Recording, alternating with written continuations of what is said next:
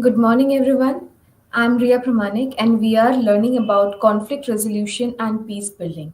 So, in this entire paper, we are learning about how to tackle a conflict, how to develop peace in a conflict ridden area, and this is why we are knowing this. We are reading this unit and particularly this paper to understand how to solve problems when there is a conflict, whether it is a intergroup conflict or there is interpersonal conflict also.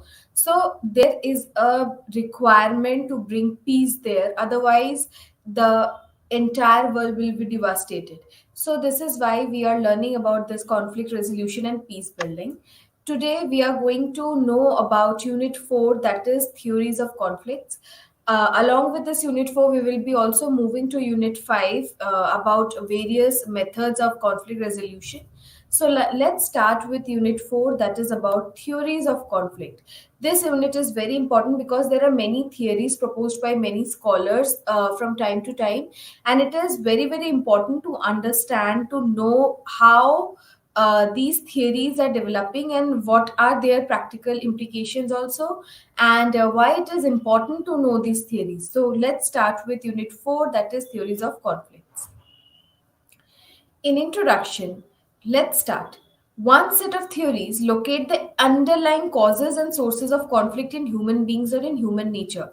So we have started this paper in our previous two sessions, and we have learned that there is many causes and there are many sources why a conflict arises. Whether it is you can also say that the source is human nature. So there are many theories which suggest that the underlying causes and sources of conflict is human nature.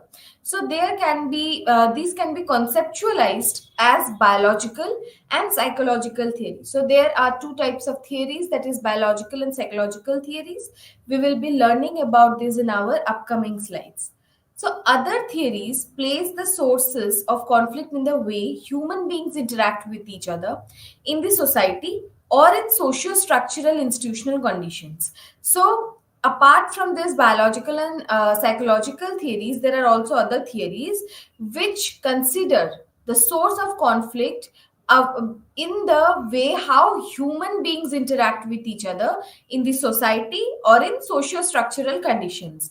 So these can be referred to as social process theories and social structural theories. We will be knowing about all these theories, typologies such as biological theories, psychological theories, there is social process theories and social structural theories in detail in our today's class. So, as such, the two major sets of theories either focus on the human agency or on the patterns of social interaction and social structural conditions. So, the major set of theories, they focus on human agency and how they interact. A third set of theories of conflict are known as formal theories. There is another set of theories known as formal theories, and these theories use mathematical language to express their core ideas. So, these are the types and these are the set of theories that we are going to know today in our class, and we will be learning about them in deep and to know what is the difference between all these each theories and how they are giving us separate path and they are considering separate causes for a conflicts arise, and they will give us separate ways to tackle all these conflicts theories. So let's start with the theories of conflict. The range of theories that explain the causes and the sources of conflict can be categorized into two. So, what are these? The first is the human nature and conflict. Secondly, it is the society and conflict. So, there are range of theories and they consider some causes and sources, and it is conceptualized and categorized into two parts, that is the human nature and conflict, where humans nature is being considered as the cause and source of conflict, and the second is society. So theories under these two categories point towards the nature versus nurture debate, So there is a debate called nature versus nurture, and these two categories of theories fall under this. So the nature theorists emphasize that human beings are primarily affected by genes, so conflict is basically in their nature. So whoever believes that there is human nature and conflict category, so all those theorists consider nature, and they emphasize that it is human beings who are affected by their genes. So conflict is basically in their nature. Whereas the other category of theorists are considering nurture as the source of conflict, and according to them, they insist that conflict emerges from the way society is organized. So they believe that the conditions in a society, how a society is formulated, that gave rises, and that is the main cause and the source of conflicts arise. So the various types of divisions within societies lead to conflict. So those theorists who believe in nurture, they believe that there are various types of divisions within society that lead to conflict. As we already discussed about, there are many types of conflict. There is ethnic conflict, there is religious conflicts, there is racism also that brings conflict into forefront. And because of all these divisions are done in the society, it is the society which has created all these divisions and discriminations that is going on among human beings. So that is why it is because of this society that a conflict is going to arise, or it is there, because there are so many divisions in the society. On the other hand, there is nature theorists to believe that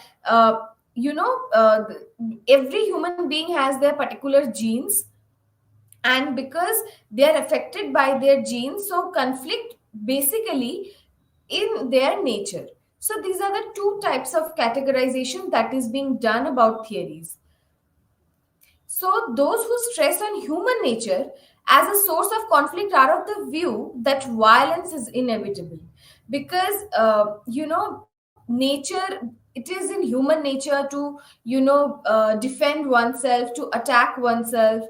So that is why it is in their genes, and violence is inevitable because the ultimate outcome of the entire event is violent, turned violent.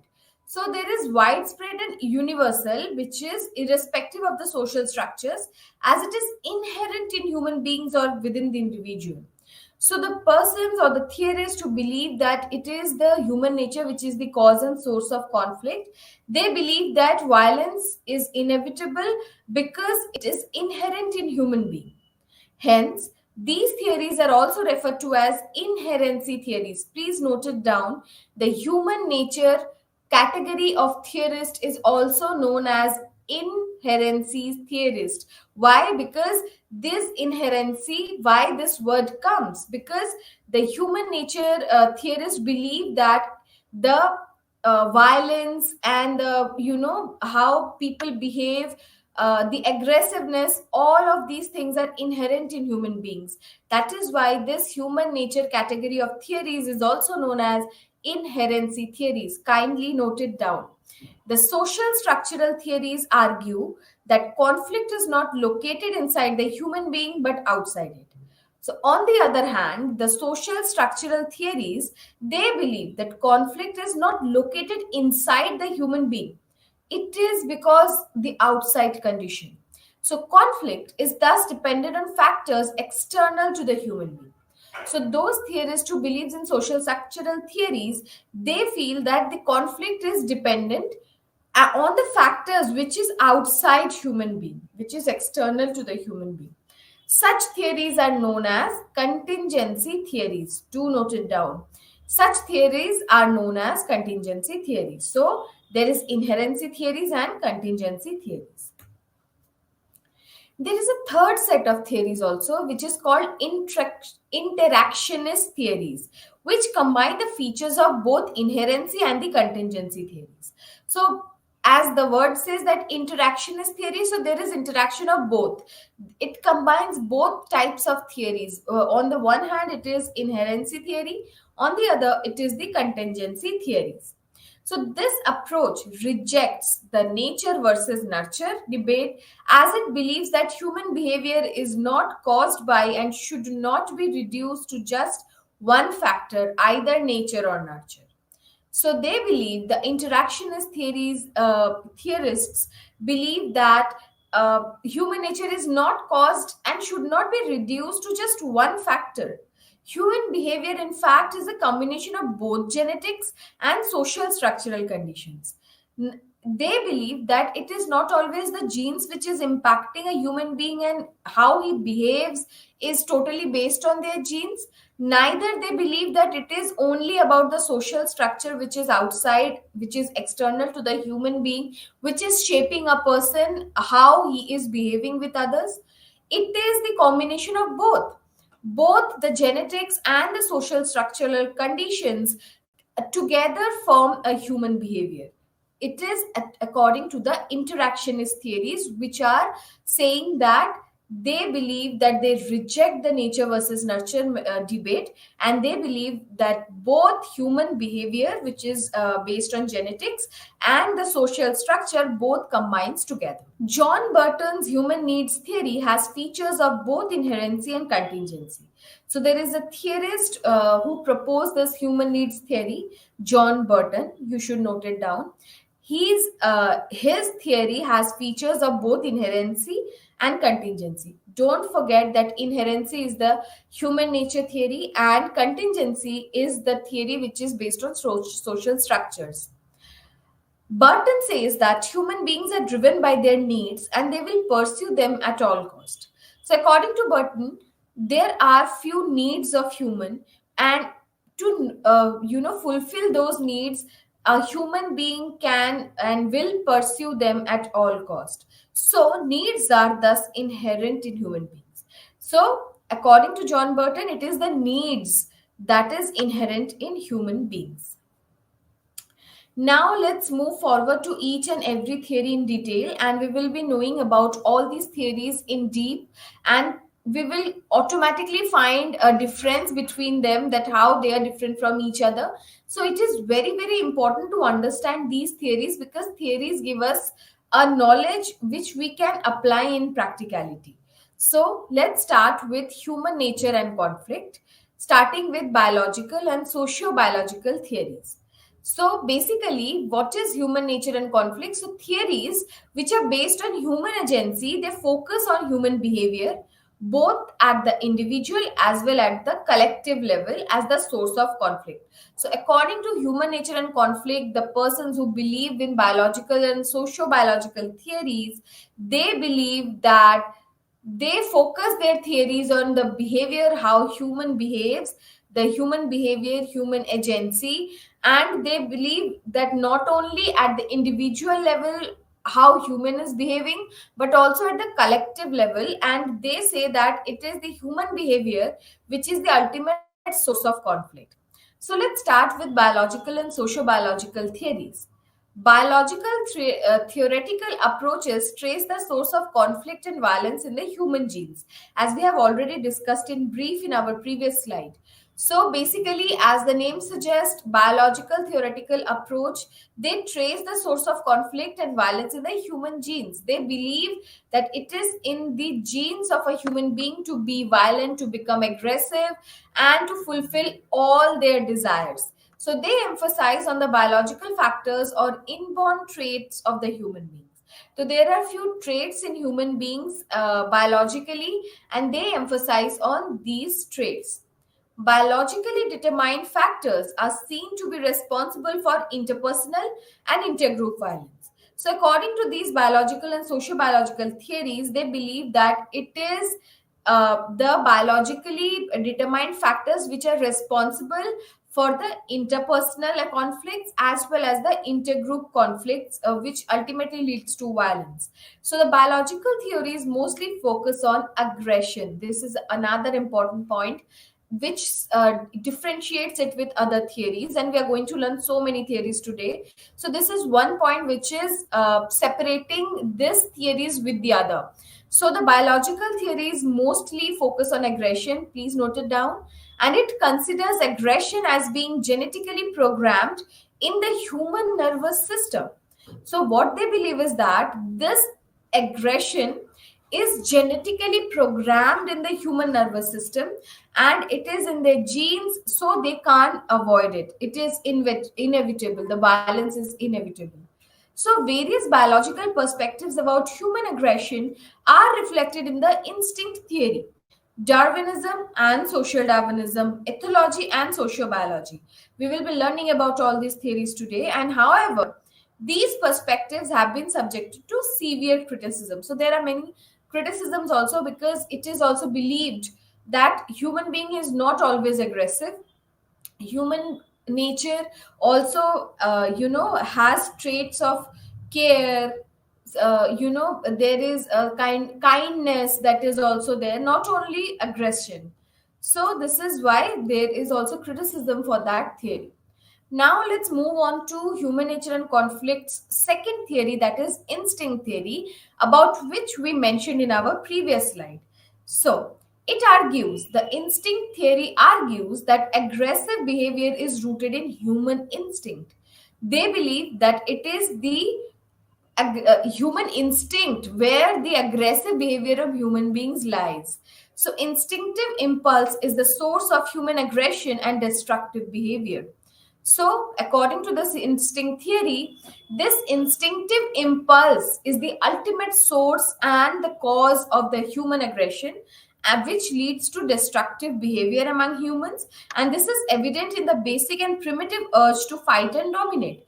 So, instinct theory believes that the human nature is always about to fight and to dominate the person who is subordinate to them. So, this is why instinct theory believes that it is the instinctive impulse which is the source of human aggression and destructive behavior, which ultimately lead to conflict. Now, let's move forward to Darwinism and social Darwinism. It is also comes under the human nature and conflict, which believes that it is about human nature which gives ultimate rise to a conflict. So Charles Darwin, in his Origin of Species, gave the concept of survival of the fittest. This is very very important, phrase that is being used in political science, because political science teaches us how power, there is a how power is going from one hand to another. It is about power struggles. We learn about power struggles, and here this survival of the fittest is a very important point. So according to survival of the fittest, only the fittest people who successfully adapt to the specific environment in which they live will survive.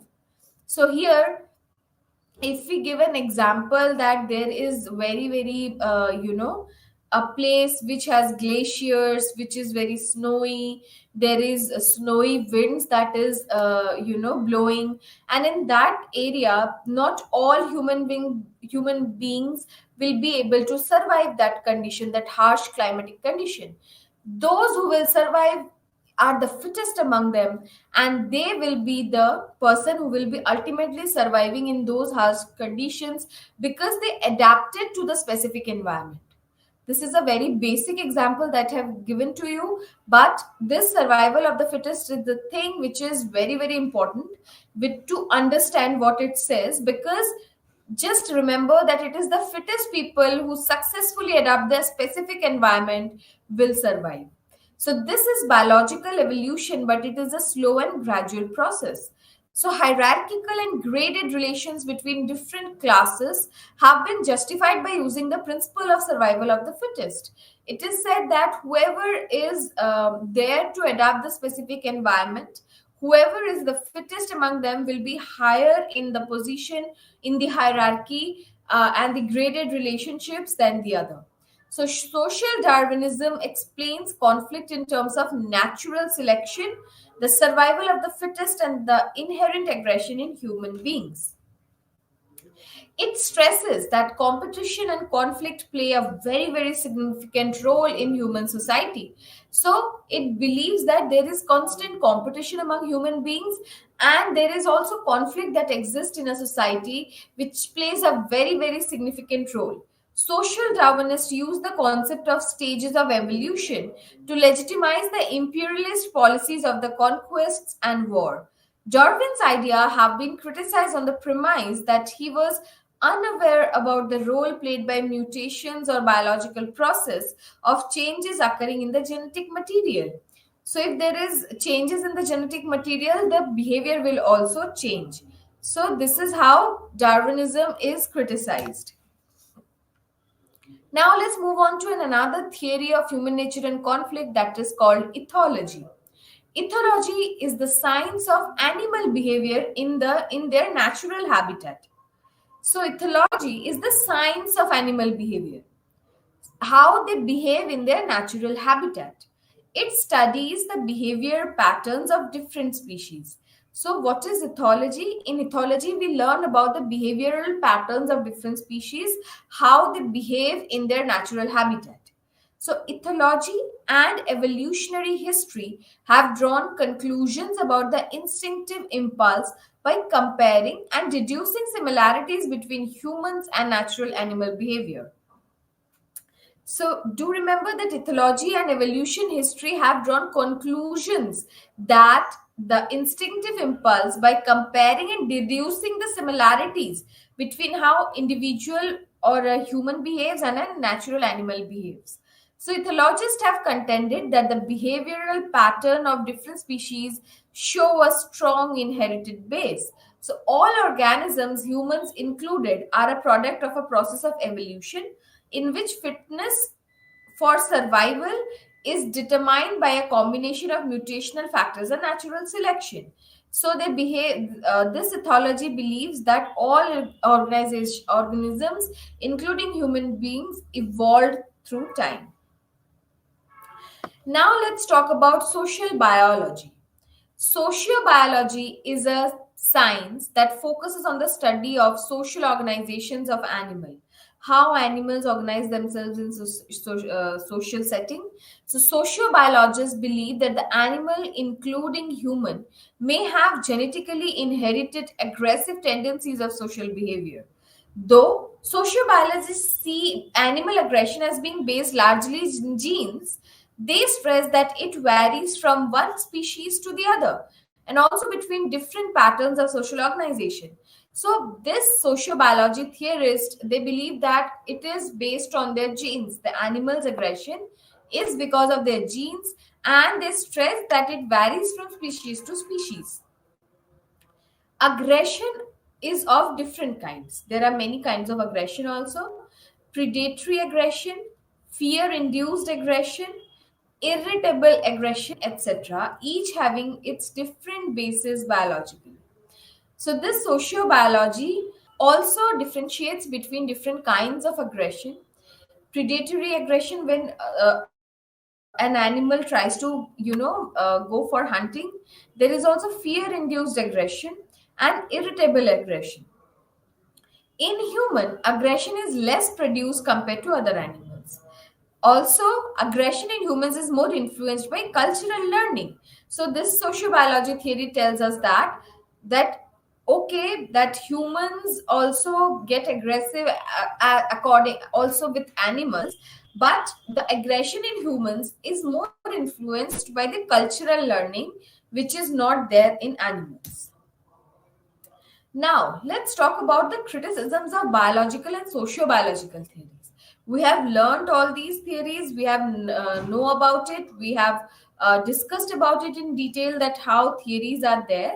Now we are moving forward to know the criticisms that they attract.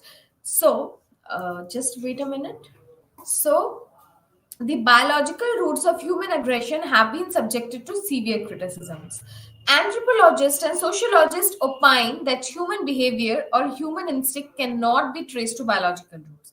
So, who are the first critiques of this biological and sociobiological theories? It is the anthropologists and the sociologists who say that the human behavior or human instinct cannot be traced to biological roots. It is more a product of human culture. So, according to these anthropologists and sociologists, it is because of the human culture which is created by the human groups and passed on through social learning. Though Freud opined that aggression is ingrained within individuals, he too was of the view that it developed in the individual through experience with others, such as family members, mainly parents. Hence, psychoanalytic theory emphasizes that individual experiences during the period of early socialization determines human personality. How it is according to the psychoanalytic theory that say that individuals in their early years, in their early socializations, how what they experience in their life, that determines their human personality and not their genes. Social learning theories also stress that aggression has nothing to do with genes, but is a product of social learning. So, social learning theory also criticized this biological and socio-biological theories by saying that that aggression has nothing to do with genes. Learning is, however, dependent on conditioning. The stimuli available in a given situation is most likely to condition our responses. For example, if there is a gun nearby, one is likely to use it if there is a threat to one's life and property. So, this is a very good example that when there is a threat to your life or your property and there is a gun nearby, you will use it. So it is about the social conditioning, social learning. Moreover, if aggressive behavior is rewarded, one is likely to repeat it. So whenever aggressive behavior is rewarded and said that wow, you have done it very good, it is very much needed, in that case it is more likely to repeat. On the contrary, if it is punished, it is not likely to be repeated. As we can see in young kids, if there is an aggressive behavior and we, as as a relatives, as parents, a person is clapping for the aggressiveness of a child, they will repeat it again because they feel that whatever they have done is very good. On the other hand, if a child is aggressive and if he's punished for his act, then it is not likely to repeat. So observational learning theory says that we learn from others by way of observation of actions. So according to observational learning theory, they also criticize these biological theories by saying that whatever we see we learn, whatever we observe we learn. So we also learn through language. So whatever we are learning, whatever we are observing, whatever actions we are seeing happening around us, we are more likely to learn that. John Burton says that if inherent human aggressiveness is the source of on conflict, then we will just have to live with it. At the most, it can be controlled. In this case, conflict resolution, that is, understanding the roots of the conflict and trying to resolve them, is irrelevant as the source cannot be changed or reformed at all. Now let's talk about Gandhi. Gandhi did not see violence as a part of human nature. So according to Mohandas Karamchand Gandhi, MK Gandhi, he believes that he did not see violence as a part of human nature. He believed in the essential goodness of human beings and viewed human nature positively. So Gandhi also criticized these biological and socio-biological theories of conflict because according to him, there is goodness in human beings and he viewed the human nature very, very positively. According to him, man's nature is not essentially evil. Also, he believes that humans are capable of rising above selfishness and violence. And because of that, he also opined that the conflict was not inbuilt into people but into social structure.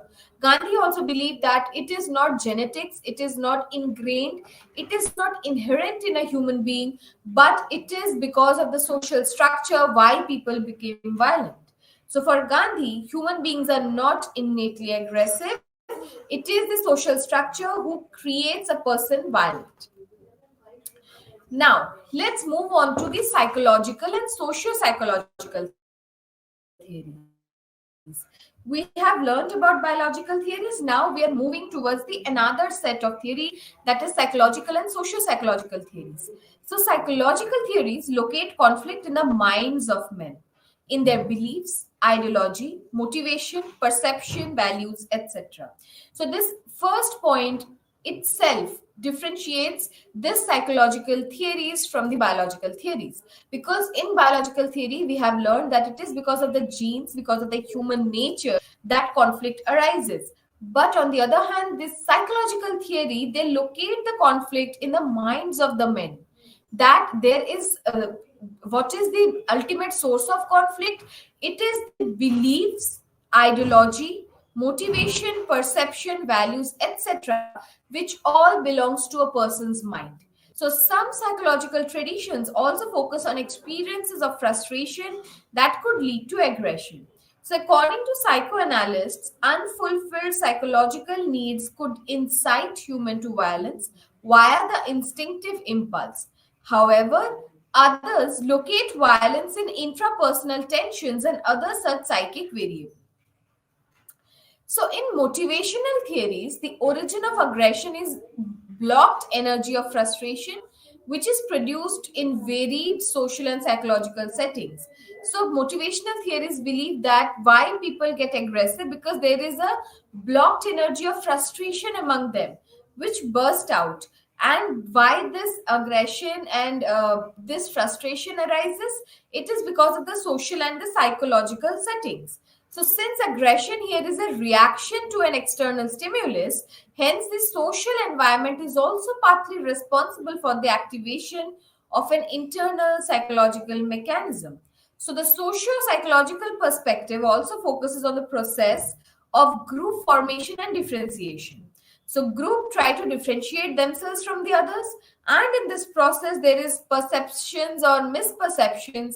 There is also stereotyping, dehumanization play a role in this, which in turn could lead to violent conflicts.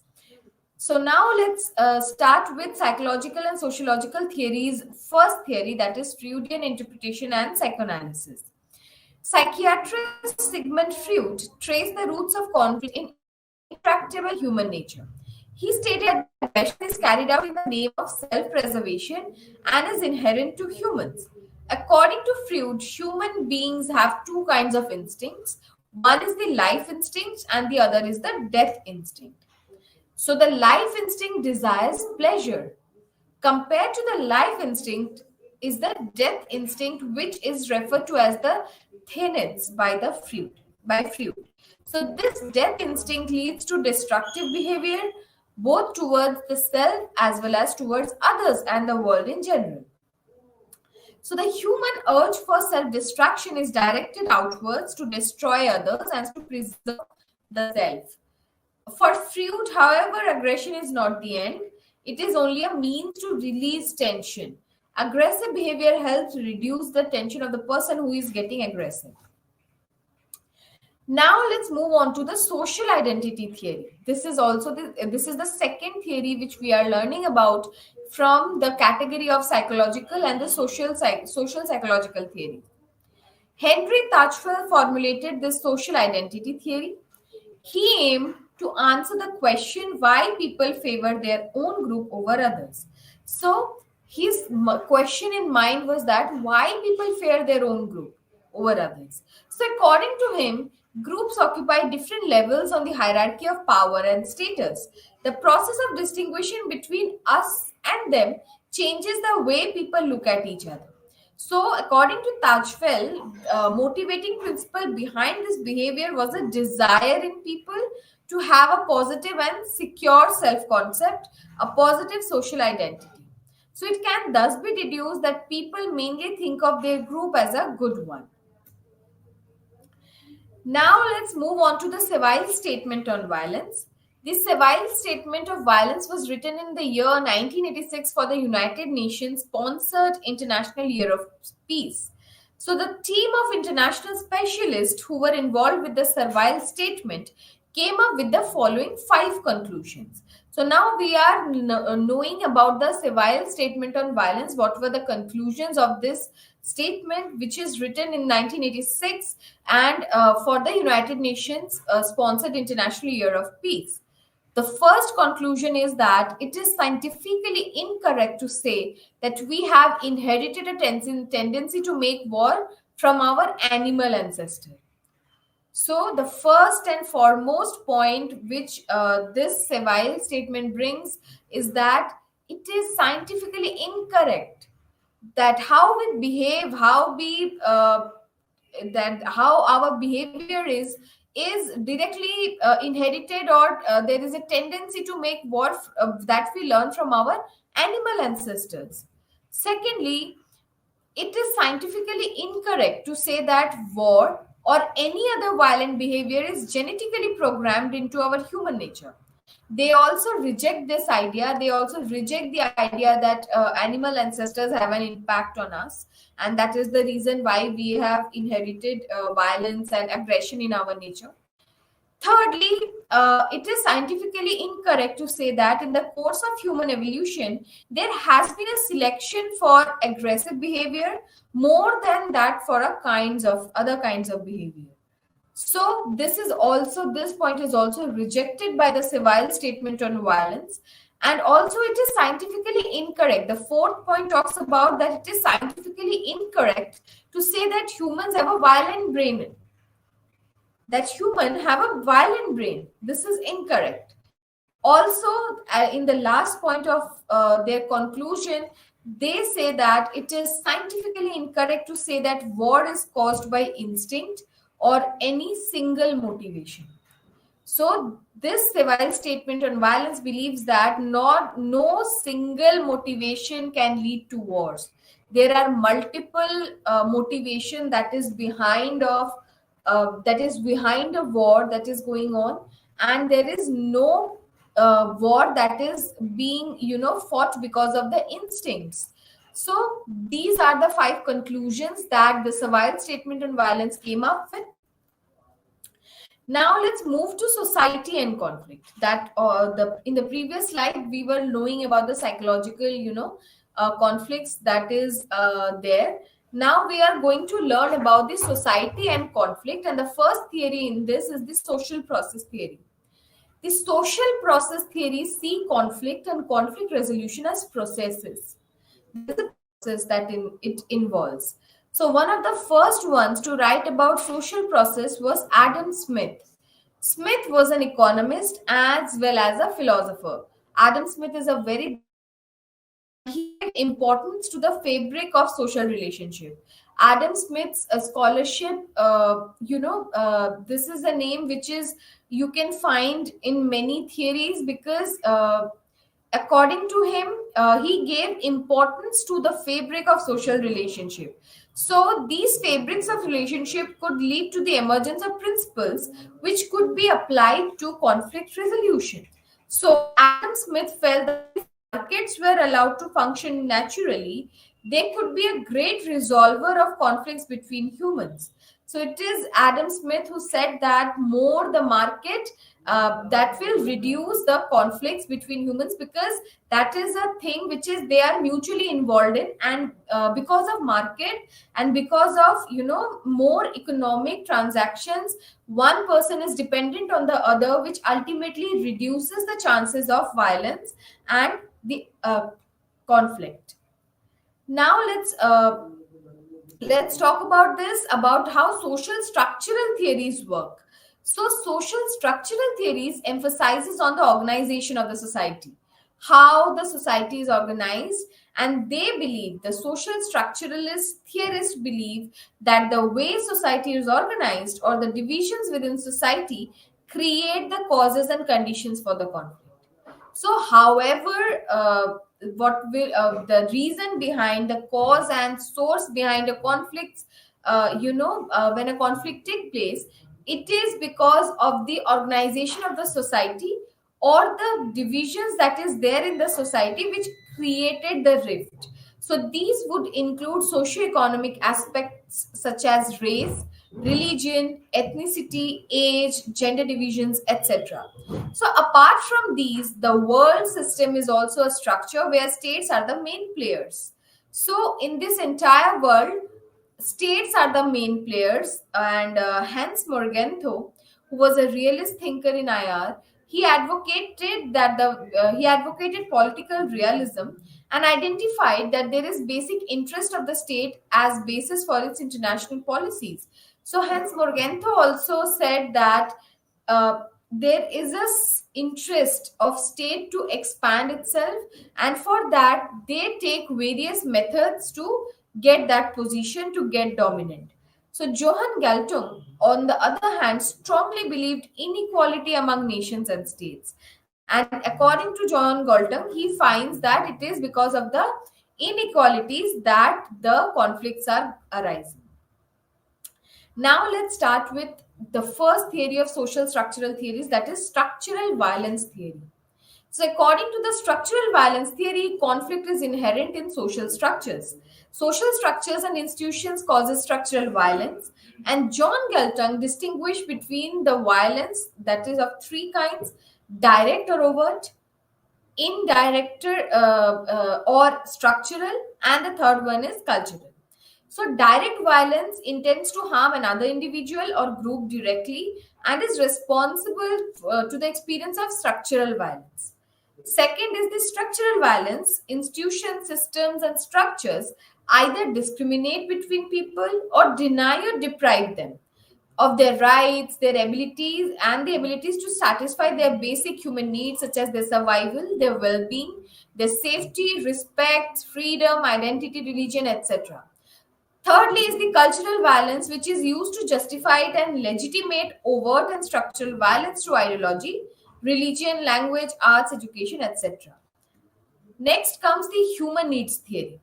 This human needs theory, as we were already discussing in our previous slides, that it is propounded by John Burton. The theory believes that human beings have certain basic or universal human needs. When those are not met or remain unsatisfied, it can lead to conflict. So, the process of conflict resolution should thus look to satisfy the basic human needs of the people, of the groups involved in the conflict, and also human needs are seen as essentials or requirements that a person needs to live or continue and propagate life. So these needs must be satisfied within the social context and not outside it. So these basic human needs are material, cultural, and social in nature. And the material needs are food, shelter, healthcare, employment, etc. Let's move on to resource theory. So, conflict is caused when one party wants the resources the other has, or when two or more parties want the same resources. Because of the resources, there is a conflict. So, people fight over resources because they are scarce or limited. So, resources could be tangible or intangible. They could be in different forms, such as land or territory, money, coal, oil, water, etc. And Max Weber classified resources into three categories. So, what are these three categories? It is the wealth, the power, and the prestige. So, wealth is a tangible resource which includes money and land, etc. Power is a resource for those who own and possess it, and one can make decisions about whether to allocate them or not, and how to allocate them. Prestige means respect or reputation, which is based on ranking from the most respected to the less respected. And it is a resource, as of all us desire to have it, but not all of us can have it. And because this resource theory believes that because of the lack of resources, there is a ultimate rise in the conflict. Next comes the relative deprivation theory. This theory is based on the concept of deprivation, which indicates that there is difference between what one expects in life and what he or she is actually getting. So people feel deprived when they get much or less attention, less things, what they expected or what they have been promised. So there is absolute deprivation is associated with starvation and poverty. It is Ted Robert Gore used the concept of relative deprivation in explaining ethnic conflicts. Next comes the socio-economic theory. So Karl Marx believed that structures of economic organization lay the foundation for the class conflict, and the economic structure is thus the source of conflict. So Marx, in his theory of class conflict, contends that social institutions and structures reflect the material reality of society. Now let's move on to unit 5 that talks about methods of conflict resolution. We are done with theories of conflict. We are moving towards the methods of conflict resolution, how conflict can be resolved. This is the ultimate aim of this unit 5, which tells us about the methods used for the conflict resolution. There is no one golden method of conflict resolution. First of all, this is very important to understand. The history of conflict resolution at the same time has been one of the constant and tireless experimentation with various methods since the time the necessity of resolving conflict was felt. The reason is simple. A method that has evidently worked in one society at one particular point of time may not be as much successful. So, as no two conflicts across the world are identical, the methods of their resolution are bound to be different. So, there is conflict going on, but each conflict is different from each other. So, you have to, deploy methods to resolve that conflict that varies from each other. So each state, each conflict is different from a conflict that is going on in Asia, and that is why the method to resolve that conflict will also be different. Now let's move on to the typology of conflicts. Conflict of interest and conflict of values. So in a parliamentary democracy like India, different political party system are there but may have conflicting interest on an issue like foreign direct investment.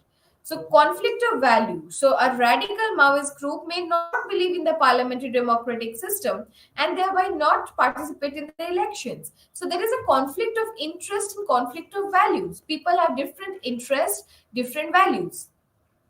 At an elementary level, one can see that conflict between two or more individuals is different from that between two or more groups.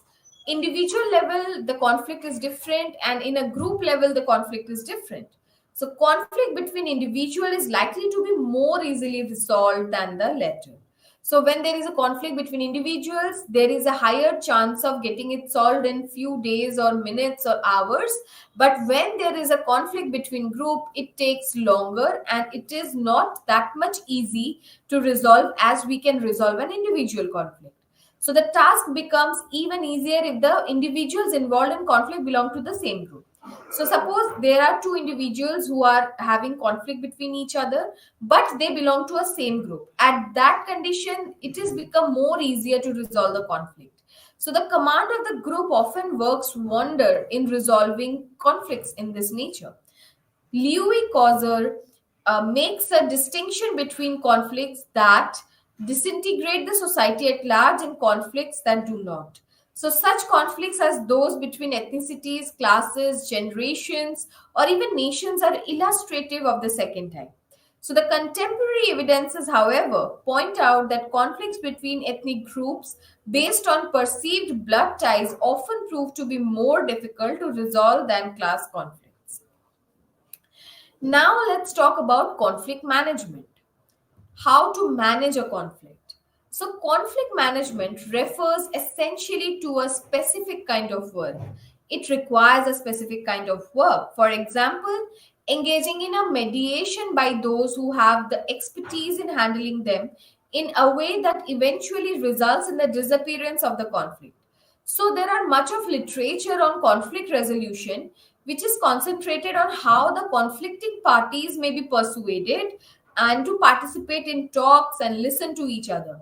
So there are many literature that gives us hints, gives us methods to be used so that the conflicting parties can talk, can communicate, and can listen to each other. How the first move may be made to break the ice. Whenever two parties are in conflict, the ultimate thing between them is there is a kind of ice, that needs to be broken. So the precise moment that makes the conflicting parties enter the negotiation process, etc. So there is also literature on how to break the ice between them, how to sit the conflicting parties together, and how they should be entered into a negotiation process. Now, let's see how conflict transformation is different from conflict management. So, conflict transformation as an approach can apply to all stages of conflict. So, this conflict transformation is a method which can be applied to all stages of conflict, whether it is the initial stage, whether it is the war condition, it can be applied at any stage. So, it encompasses relatively constructive ways of conducting and transforming conflicts. So, from harmful conflicts to less harmful or productive one, and maintaining secure and equitable relations amongst the conflicting parties. Not all conflicts are harmful to the society. Do remember that we have already discussed in our previous class as well that all conflicts are not harmful, at least not to the same degree. So, conflict transformation viewed in this light can serve as a strategy of conflict management insofar as the managers of conflict may find it judicious to often encourage intra-group conflicts as a counterweight to intergroup ones. Let's talk about conflict settlement. Conflict settlement refers to ways of settling and ending conflicts that entail joint efforts to reach mutually acceptable agreements between the conflicting parties, most importantly, without the mediation of the others. So, how a conflict gets settled? It is a way of ending the conflict, which is mutually acceptable agreements are there between the conflicting parties, and there is no mediation that is being done between them. So, unlike in third party intervention, the duty of setting conflicts rests with the parties in conflicts as much as outside intervention is considered as unwelcome. India insists that the problem of Kashmir is an Indo Pak problem to be settled bilaterally by them without any outside intervention. While Pakistan is known to have internationalized the issue on several occasions by raising it at international forums and even in the United Nations. So, since the settlement is expected to be reached without any outside intervention and is the outcome of an agreement of the conflicting parties themselves, conflict settlement is likely to bring about more durable peace than what conflict management leads to. So, this is the difference between conflict management and conflict settlement, because conflict settlement doesn't require any mediation from the third party, and that is why this leads to more durable peace than the other. Because here in conflict settlement, there is a joint effort from both the conflicting parties and they reach to a mutually acceptable agreement between them, which ultimately leads towards a durable peace. Now let's move on to conflict resolution. So, conflict resolution is the act of settling and ending conflicts by addressing the issue that triggered them. So, what is conflict resolution? It is act of settling the and ending the conflict by addressing the issue that is triggering that conflict. So, it talks about what are the reason behind the rise of that conflict. So it tries to find it out in ways that are not only considered as mutually acceptable to the conflicting parties, but also helps establish such universal values such as rights, justice, democracy, etc. Conflict settlement does not have the obligation of adhering to these principles. The values that are supposed to guide the processes of conflict resolution are neither given nor unalterable. Values do change and not, of course, as fast as the role of the third parties. So, defined thus, conflict resolution is to be distinguished from both conflict management and conflict settlement. So, there is a difference about all these things. Now, let's talk about the changing nature of conflict. A recent study is conducted by the Chennai based Center for Security Analysis, and according to this study, they conclude that conflicts develop over time in a way that the causes originally triggering them are forgotten after a while, and newer causes are requisitioned in order to subsequently sustain them. Thus, to cite an example from the recent past history of Assam. Violence against the illegally settled foreigners in the 1980s eventually turned into one against the Hindi speaking settlers in the early 1990s, who, by all accounts, are Indians. So there is a changing nature of the conflict that went on in Assam from a very long time.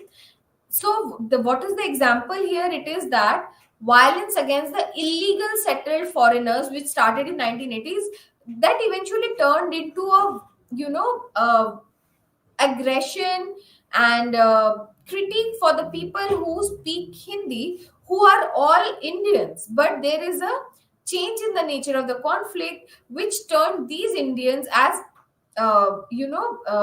wrath of the Assamese people. So, understanding the morphology of conflict is therefore important for designing the methods of their resolution. So, the eclipse of Cold War between USA and the erstwhile USSR as two superpowers is also believed to have marked the beginning of some newer forms of conflict as much as newer methods of their resolution. So, let's talk about methods of conflict resolution.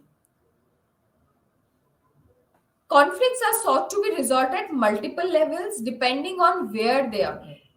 So, it is the conflict that have multiple levels and depends on where they occur.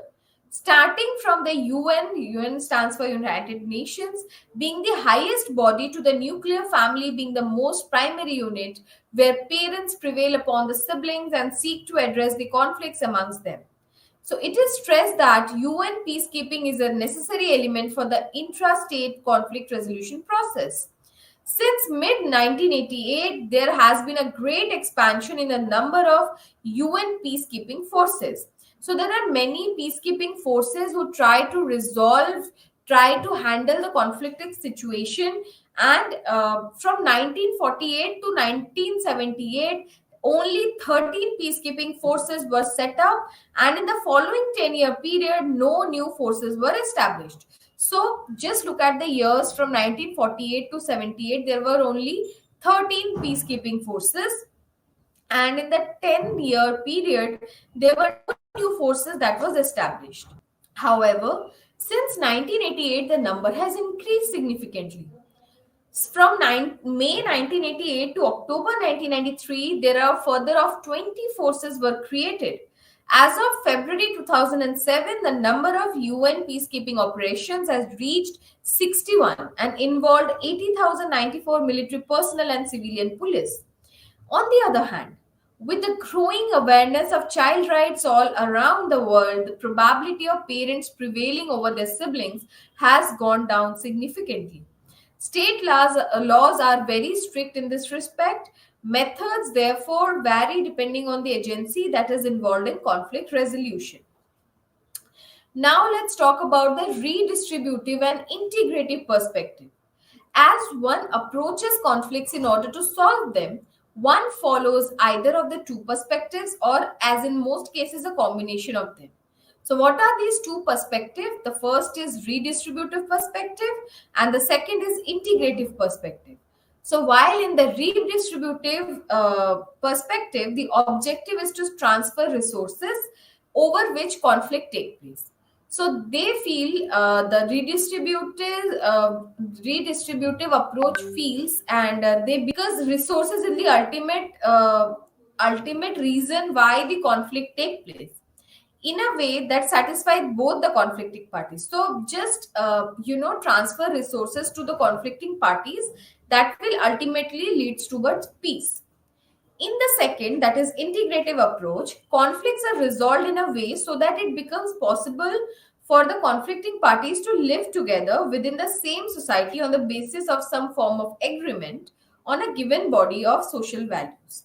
So this is how the redistributive approach and integrative approach are different from each other. Now let's move on to the role of civil society. Moral means and reduction of dependence on the state as the agent of conflict resolution have been two of the running threads of Gandhian perspective on conflict resolution. So, what are the two running threads of Gandhian perspective? Do remember, it is the moral means and reduction of dependence on the state. So, there have been examples of eminent Gandhians staging an exit from the process of mediation and conflict resolution. It is on the ground that they do not morally approve of the means through which conflicts are proposed to be resolved. So they has a different perspective, and that is why they are not morally approving the means through which conflicts are proposed to be resolved. So with this, we are done with Unit 4 and Unit 5. In Unit 4, we have learned to